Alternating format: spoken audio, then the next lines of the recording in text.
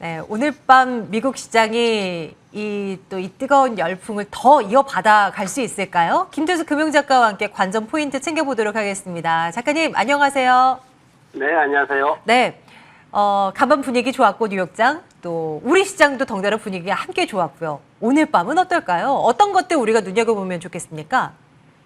네, 지난밤에 우리가 어제 걱정했던 모든 것들을 다 뒤집어버리는 그런 모습을 보였습니다. CPI가 예상보다도 많이 내려왔고 좀 더 완만하게 내려왔습니다. 그리고 금융 CPI 요거 우리 잘 보자 그랬는데 요것도 올라가는 게 아니라 요걸 많이 걱정했었는데 이제 보합에서 머무는 그런 모습 보였습니다. 그러면서 앞으로 연준에서 금리 인상 규모를 0.75%로 우리가 걱정하고 있었는데 그게 아니라 조금 줄일 수도 있겠구나. 이런 분위기가 형성이 됐습니다. 그러면서 이제 나스닥 같은 경우에 거의 3% 가까이 그렇게 상승하는 모습 보였고, 시장에서 좀 특징주라고 볼 수 있는 거는 이제 포드 자동차가 굉장히 좀 특징적인 모습을 보였습니다. 왜 그러냐면은 자동차 시장의 신차 판매가 전체적으로 10% 이상 줄었거든요. 그런데 포드 자동차가 엄청나게 성장성을 보이고 있다라는 그런 뉴스가 나왔습니다. 지금 보면은 이제 F 시리즈 픽업 트럭이 이제 대세죠. 그러다 보니까 한 63,300여 대를 판매를 했다고 합니다. 그리고 전기차 라인업에서 F150 라이트닝 픽업 트럭이 있죠. 거기에다 머스탱도 있죠. 또 하나는 E-트렌지 밴, 요거 굉장히 개조하기 쉽습니다. 그래서 사람들이 이제 그거 사가지고 캠핑카로도 많이 개조해서 쓰는 그런 미국인들이 많은데, 그런 자동차들이 지금 굉장히 시장에서 시장 점유율을 10%를 넘겼다라는 그런 얘기가 나와가지고 굉장히 지금 성장성에 주목을 받고 있고, 차량 판매한 신차 판매 대수도 전기 자동차가 1년 전이랑 비교했을 때 거의 170% 가까이 상승을 하면서 전기차 시장에서 뭔가 이렇게 테슬라만 있는 이런 게 아니라 조용하지만 굉장히 큰 어떤 흐름을 바꾸기 위해서 포드가 물밑에서 작업을 하고 있다. 지금 그렇게 굉장히 좋은 평가를 받고 있습니다.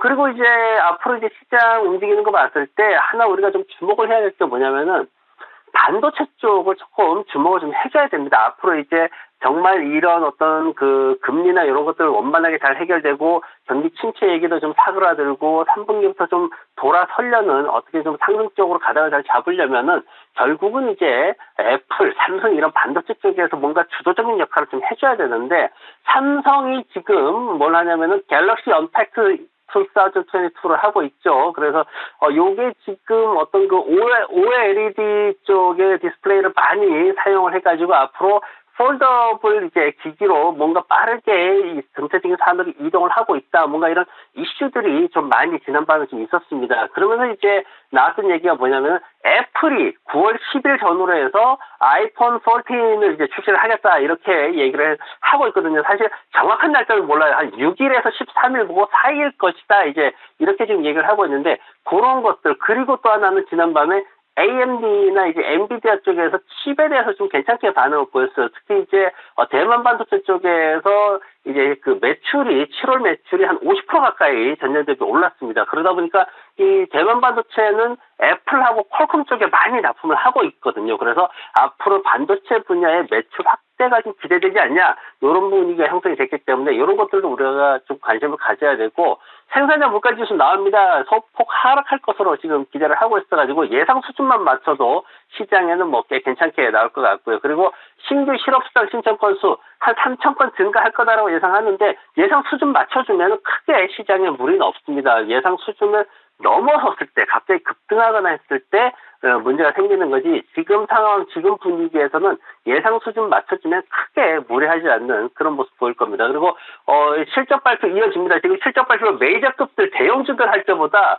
이번 주에 더 힘들어요. 실적 발표 따라가는 게. 리비안이 2분기 순이익, 순손실이죠. 마이너스 16% 하락할 것이다. 즉 순손실이 더 확대될 것이다. 그렇게 전망이 되고 있어가지고 전기차 쪽 기업들, 중국이라든가 아니면 그 후발주자들 좀 잘 봐야 되고, 그리고 US 푸드라든가 뭐 캐나다 구스라든가 아니면은 식스플래그 엔터테인먼트 같은 기업들 발표를 하는데 좀 많이 엇갈립니다. 소비 관련된 종목들도 많이 엇갈리기 때문에 종목별로 이런 수익 관련해가지고 나오는 이슈들 굉장히 예민하게 좀 지켜봐야 될 것 같습니다. 자, 이제는 서학개미 분들이 주목하고 있는 종목들을 들여다보고자 합니다. 매주 목요일마다 이 리스트를 한번 들여다보면서 서학개미 분들께 나름의 또 전략을 또 챙겨드리고 있는데요. 리스트를 보아하니 또 깜짝 놀랐어요. 얼마 전에 실적이 정말 안 좋아서 크게 밀렸었던 코인베이스가 상위권에 이름을 올려놓고 있어서요. 그 리스트 확인하면서 우리가 챙겨야 할 것들 좀 확인해 주십시오.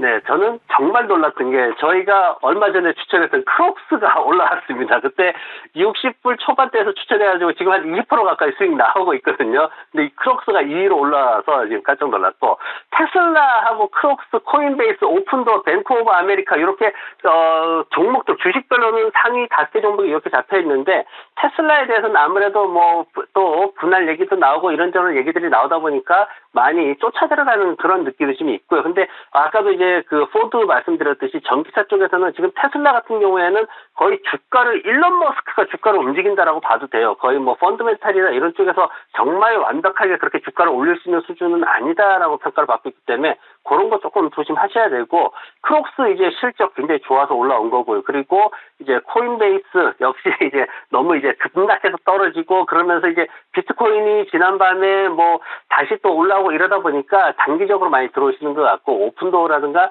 뱅크 오브 아메리카가 올라온 게 좀 눈에 띄는데, 뱅크 오브 아메리카가 지금 보면은 시장에서는 어떻게 평가를 받고 있냐면은 미국에서 이게 이제 자산이 미국에서 두 번째로 큰 규모거든요. 은행 중에서는.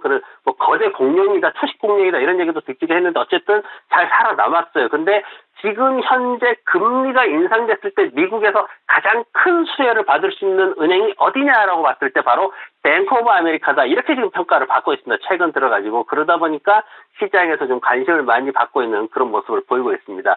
그리고 이제 또 하나 이제 사학개미 분들이 ETF 굉장히 많이 들어가세요. 그래서 사실 상위 10개 종목 중에 종목보다 주식보다 ETF가 더 많아요. 근데 요걸 이제 한 5개 정도 제가 추려봤는데 보면은 TQQQ라는 게 있고, 그리고 이제 TMF 이렇게 해서 디렉션 데일리 요거 이제 그 20년 만기 국채 관련해가지고 이렇게 들어가는 겁니다. 우리가 이제 앞서 말씀드린 TQQ 같은 경우에는 이미 많이 알고 있죠. 나스닥 시장의 대형주 가지고 하는 겁니다. 그리고 TMF 같은 경우에는 이제 20년 만기 국채를 가지고 하는 건데, 이게 10년물 채권 수익률하고 좀 반대로 이렇게 움직이는 그런 성향이 있습니다. 그래서 지난밤에 이제 채권 수익률이 아침에 급하게 떨어지면서 바닥에서 다시 반등했거든요. 그러다 보니까 마이너스로 좀 떨어지는 모습 보였고, 그리고 IBB 같은 경우에 한국 분들 많이 투자를 하고 있어요. S&P 500 가지고 이렇게 80% 정도를 이제 대형주에 넣고 20%를 스왑이라든가 옵션 넣고 이렇게 하는 건데, 시장의 흐름 따라서 이렇게 움직이는 종목이고, 그리고 이제 하나 새로운 게 이제 인베스코에서 이제 QQ 가지고 하나 시리즈를 만들어 놓은 게 있습니다. 그래서 요 펀드에 굉장히 좀 생소한 그런 이름인데, 근데 여기에 많이 들어가셨더라고요. 그래서 요거는 이제 대기업 성장주 가치기류 나스닥 100에 있는, 나스닥 100 지수에 있는 그런 종목들 가지고 구성을 해놓습니다. 그리고 마지막으로 LABB라는 게 있는데, 이거 같은 경우에는 스왑이라든가 선물 이런 것들 가지고 굉장히 이제 리스크 크게 해놓은 건데, 지난밤에 올라가다 보니까 마이너스 한 10% 가까이 떨어지는 그런 모습 보였습니다. 그래서 전반적으로 어쨌든 TQQ 같은 지수 관련된 종목들 투자하시면서 서학개미 분들이 최근에는 굉장히 안전한 그런 투자를 잘 하신 것 같습니다.